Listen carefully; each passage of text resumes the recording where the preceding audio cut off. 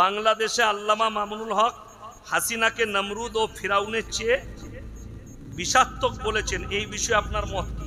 দেখুন, তিনি অত্যাচারী, তিনি জানেন কারাগারে তিনার সঙ্গে কি ধরনের অত্যাচার করেছে। তিনি একজন আলেম এবং মুহাদ্দিস, বড় আলেম এবং বড় মানুষের ছেলে।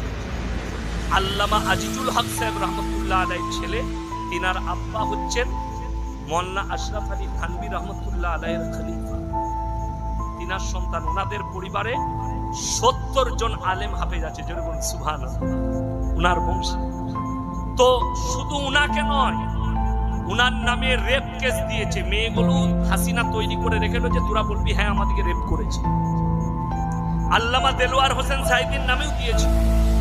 ওরা তো ফিরাউন বলেছে। আমি বলবো মালটাকে পেলে ওকে একবার আয়না ঘরে ভরে রাখো 3 মাস। মুসলিম হয়েও